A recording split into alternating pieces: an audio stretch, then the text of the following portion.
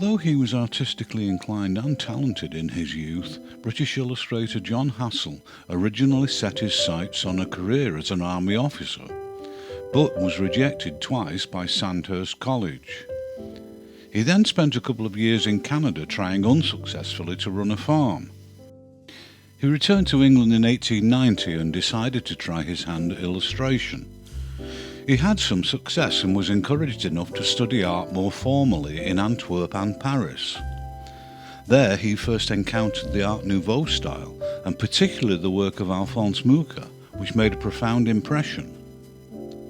When he returned to London in 1895, he began work as an artist for printers David Allen and Sons, and over the next 5 years he created an array of poster designs, many of them for theatrical productions. Although only in his early 30s, in 1900 Hassall opened his own school of poster design in Kensington, and illustrators such as Annie Fish, Bruce Bairnsfeather, H.M. Bateman and Harry Rowntree were among his successful students. In the early years of the 20th century, Hassall also became a popular choice for publishers of children's illustration, and he produced many volumes of nursery rhymes and fairy stories, such as Mother Goose in 1909. Arguably John Hassall's most famous creation was Skegness's The Jolly Fisherman in 1908, which is regarded as one of the most iconic holiday posters of all time. And in 1910 he had yet more success with his Kodak Girl poster campaign. During the Great War, Hassall created the Berlin Tapestry, a popular satire of Germany's belligerence in the style of the French medieval Bayeux tapestry. The war had forced the closure of his Kensington art school, but when the war ended in 1918, he set up the John Hassall Correspondence Course and ran this alongside his own output for posters and children's books.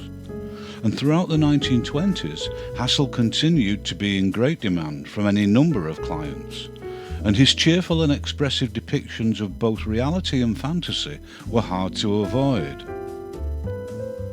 In the 30s, Hassall was commissioned to illustrate a series of comic monologues written by Mariette Edgar, the most famous of which was Albert and the Lion. These two were immensely popular at the time, not least because of Hassall's ability to blend almost realistic anatomy with exaggerated posing and all too human body language. Although widely celebrated in his time, Hassall wasn't the most diligent of businessmen, and he was frequently swindled, so never made as much money as he should have. But he carried on working until failing eyesight got the better of him, and he died in 1948 at 80 years old. Leonetto Cappiello was born in Italy, and although he had no formal art education, as a young man he began a career as a caricaturist, and his first collection, Lanterna Magica, was published in 1896 when he was just 21. 2 years later he moved to Paris, where his caricatures and humorous illustrations were published in magazines such as Le Rire, Le Sourire and La Baïonnette. In 1902 and 1903, 2 more collections were published. But despite this success as a caricaturist, Cappiello had already begun to drift inexorably towards poster design. His first poster for the newspaper Frou Frou had been created in 1899, and in the following year he was offered and accepted a long-term contract with the printer Pierre Vercasson in Paris. Vercasson was responsible for finding and dealing with the clients, and he would then brief Cappiello, who would set about creating a sketch of the intended design for the client's approval, at which point a full-sized version for print would be produced, and Cappiello would also be responsible for ensuring the successful transfer of the design onto lithographic stone for printing. Between 1901 and 1914, he created several hundred posters for Vercasson and his long list of clients, and they made a significant but largely overlooked contribution to the 20th century revolution in poster design.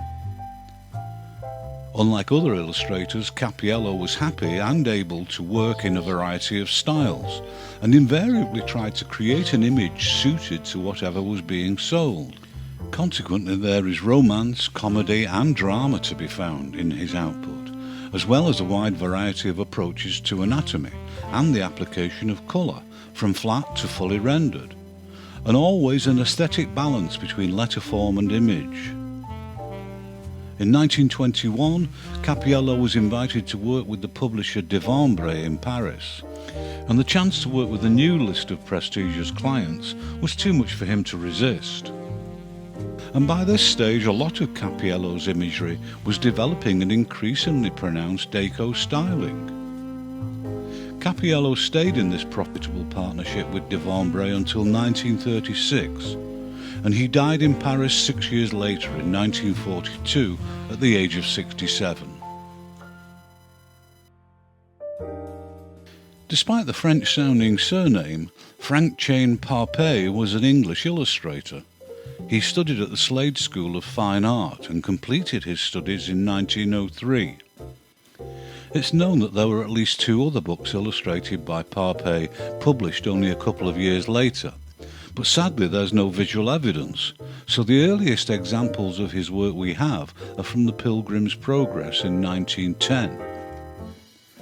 And from this point onward he was being commissioned to illustrate 3 or 4 books every year, including a highly successful trio of fairy tale books, for which his style was eminently suitable.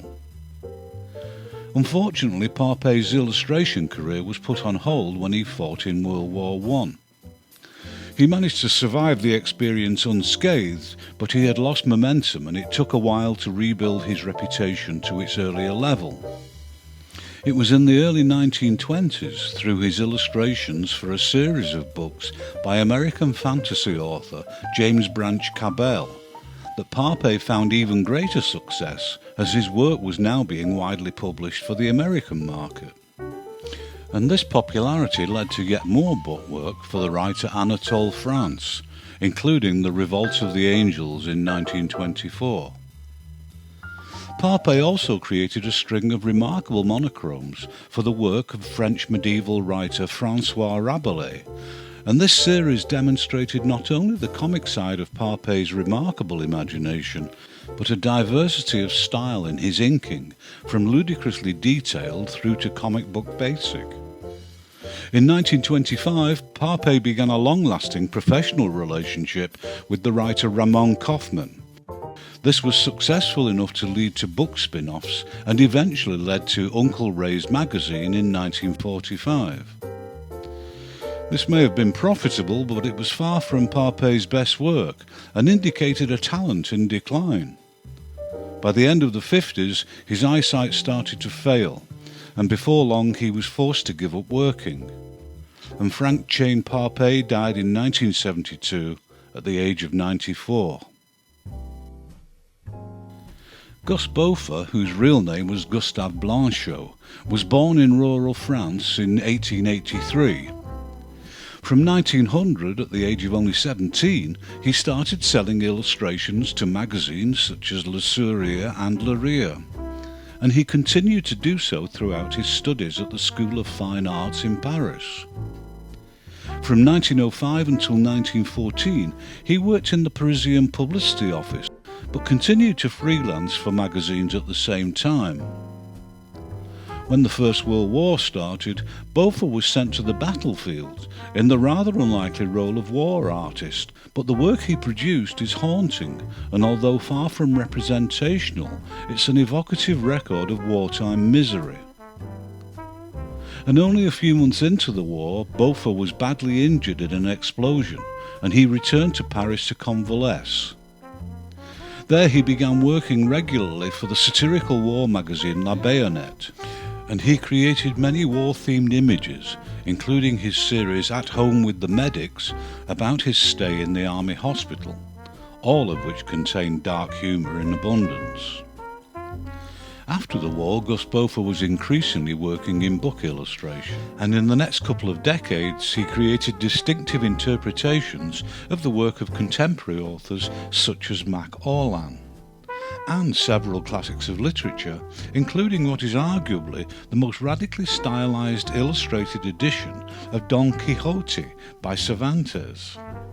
And he followed this with a series of very personal and sometimes haunting works in the 1930s, all of which dealt with the darker aspects of the human condition. After the Second World War, Bofa's productivity slowed down, and although he was still active in illustration and writing, he was rapidly becoming a man out of his time, and he died in 1968 at the age of 85. American illustrator Mead Schaeffer is further proof that from the late 19th to the middle of the 20th century, the USA was capable of producing an apparently infinite number of phenomenally skilled and expressive realist painters. Schaeffer was born in New York but grew up in Springfield, Massachusetts. After completing high school, he enrolled in New York's Pratt Institute in 1916. While still a student at Pratt, Schaeffer illustrated the first of 7 Golden Boys books by L.P. Wyman.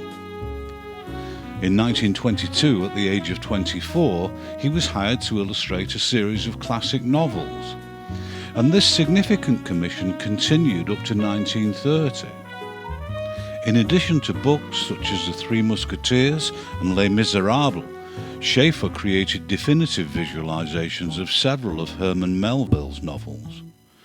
His edition of Teepee, The Story of the South Sea Islands, was suitably exotic, but for most who admire Schaeffer's work, it's his stirring, energetic interpretation of Moby Dick the White Whale, which is his most significant body of narrative images.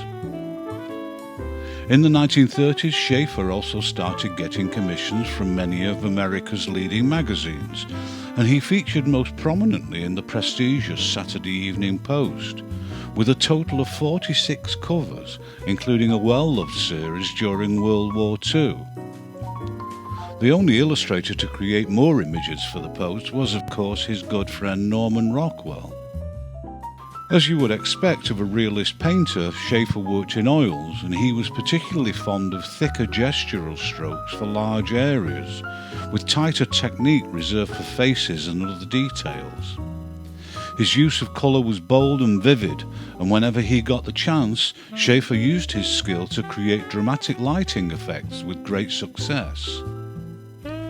Such was his apparent aversion to pen and ink, I've been completely unable to unearth a single example of a line drawing.